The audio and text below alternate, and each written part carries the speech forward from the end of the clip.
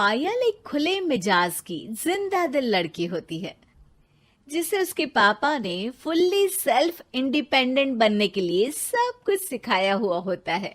एक शाम पायल अपनी बाइक पर सीटी बजाते हुए कॉलेज से घर वापस पहुंचती है, जिसे देखते ही उसकी मम्मी गुस्से में पूरा घर सिर पर उठा लेती है। आ गई महारानी, बहुत बोलते थे मैं अपनी बेटी को सब कुछ सिखाकर दुनिया में मजबूती से खड़े रहना सिखाऊंगा, साथ में बेटी को लफंडर बनना भी सिखा दिया, ये नहीं बताया। क्या हुआ? आज ये कुकर इतनी सीटियां क्यों मार रहा है? सीटी? सारी फसाद की जड़ तेरी वो बाइक और सीटी है, उन्हीं से लड़के छेड़ती है ना तू। हाँ, ये तो गलत है, मुझे बताए बिना ही लड़का छेड़ दिया। हाय तौबा, ये कैसा पति और बेटी मिले हैं मुझे। अरे मम्मी यार, तुम ओवर एक्टिंग बंद करो, और मैंने कोई लड़का नहीं छेड़ा पापा। शिट यार। अच्छा मम्मी, आप पहले मुझे ये बताओ कि आपको ये सब बेकार बातें बताता कौन है? अच्छा, तूने कोई लड़का नहीं छेड़ा? अरे वही शर्मा आंटी, वही बताती रहती है, पर उसकी खबर तो मैं खुद ले लूंगी। अच्छा मेरी प्यारी बेटी, थक गई होगी ना, जा जाकर आराम कर बेटा।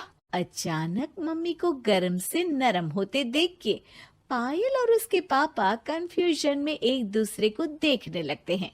आंखों से कुछ इशारे होते हैं और पायल वहां से चुपचाप चली जाती है। जिसके बाद रात को घर में सबके सोने के बाद दोनों पापा बेटी छत पर मिलते हैं। क्या खबर लाए हो?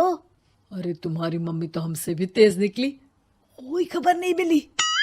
क्या यार पापा, पता नहीं अब मेरी मदर इंडिया कौन सा बम फोड़ेंगी। इसी के साथ दोनों अपने कमरे में वापस जाकर सो जाते हैं। अगली सुबह पायल जैसे ही कॉलेज जाने के लिए तैयार होकर कमरे से बाहर निकलती है तो उसकी मम्मी उसे लड़के वालों के सामने ले जाकर खड़ा कर देती है। जी, ये है मेरी बेटी पायल, थोड़ी चंचल है लेकिन बहुत नेक दिल और होशियार है। देखते ही देखते कुछ घंटों में पायल और शुभम का रिश्ता पक्का हो जाता है, जिसके कुछ दिनों बाद पायल शादी कर अपने ससुराल पहुंच जाती है। सोचा था मम्मी कोई बम फोड़ेंगी, पर उन्होंने तो सीधा मुझे उम्र कैद की सजा ही दे दी। बहू, अब उम्र कैद समझो या बम, रहना तो यही है, निभाना यही है, इसलिए छिछोरी हरकतें बंद करनी होगी। है? ये आप क्या बात कर रही हो? मैंने क्या किया? इतने मासूम ना बनो, मुझे तुम्हारे कारनामों के बारे में सब अच्छे से पता है। ऐसा बोलकर सास तो वहां से चली जाती है, लेकिन पायल सोच में पड़ी वहीं खड़ी रह जाती है। जिस पर शुभम उसके पास आता है। तुम मम्मी की बात का बुरा मत मानना, वो पड़ोस वाली आंटी ने उन्हें तुम्हारी बाइक चलाना, सीटियां बजाते हुए घूमना, बेधड़क सबसे बात करना वगैरह जैसी कुछ बातें बता दी है, जिसे सुनकर उन्हें गुस्सा आ गया है। पर फिक्र मत करना, धीरे धीरे साथ रहने से वो भी ठीक हो जाएंगी। Thanks for your concern, but I don't care. Payal सीधा अपने कमरे में चली जाती है। अगली सुबह कॉलेज जाने के लिए तैयार हो सीटी बजाते हुए कमरे से बाहर निकलती है, जिसे देख सास गुस्से से तिलमिला उठती है। महारानी, शादी के अगले ही दिन ये हीरोइन बनकर कहाँ चल पड़ी? और ये लफंगों की तरह सीटियां बजाना बंद करो। ये हमारा घर है, कोई सड़क नहीं जहाँ तुम आवारागर्दी करती घूमो।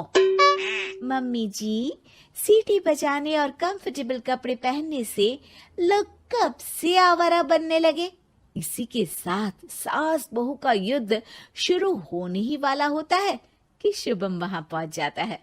माँ, उसका कॉलेज है इसलिए ऐसे तैयार हुई है। और पायल, तुम भी माँ को समझने की थोड़ी कोशिश करो ना प्लीज। सिचुएशन संभालकर शुभम और पायल घर से निकल जाते हैं।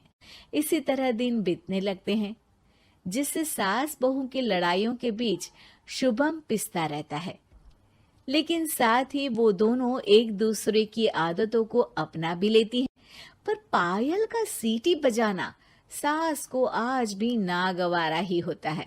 आसमान गिर जाएगा, धरती फट जाएगी, पर इसकी सीटी ना जी ना, कभी बंद नहीं होगी। अरे मम्मी जी, जब आप मेरे कुछ बोले बिना सीटी से ही समझ जाती हो कि मैं क्या बोल रही हूँ, फिर इसे बदलने की क्या जरूरत? यही तो हमारी यूनिकनेस है। पायल की बात से ज्यादा सहमत ना होते हुए भी सास हंस पड़ती है। उसी शाम पूरा परिवार घूमने जाने का प्लान बनाकर घर से निकल जाता है और उनके जाते ही घर में चोर घुस आते हैं और तभी वो सब भी दोबारा घर के अंदर आते हैं बाहर से। क्या यार पायल, एक शाम भी फोन के बिना नहीं रह सकती थी क्या? घर में ही तो फोन है, कहाँ चला जाता? अब जल्दी अंदर जाकर अपना फोन लाओ, मम्मी और मैं यहीं बाहर वेट करते हैं। ज्यादा बोल रहे हो, देखो अब और धीरे काम करूंगी।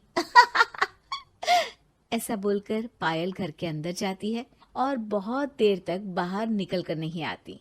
अरे ये तो सच में जानबूझकर लेट करने लगी। चल कर देखते हैं ना। दोनों जैसे ही मेन डोर के नजदीक पहुंचते हैं, उन्हें पायल के सीटी बजाने की आवाज सुनाई देती है। हमें लेट करके खुद मजे से बैठी सीटियां बजा रही है। अरे गधे, ये मजा नहीं सजा है, जल्दी से पुलिस को फोन कर। माँ की बातों से कंफ्यूज्ड शुभम उसे देखता ही रहता है। सास खुद ही पुलिस को फोन कर देती है। कुछ देर बाद वो दोनों पुलिस के साथ घर के अंदर जाते हैं तो पायल एक कुर्सी पर बंधी होती है और सास को देखते ही दोबारा सीटी बजाने लगती है। सीटियों की दुकान फिर से शुरू हो गई तू? और क्या इन सबको कह रही है कि चोरा है चोरा है? तुझे कैद किया है, थोड़ा तो तरस खाकर डर हमसे। और प्यार से क्या बोल रहा है इससे?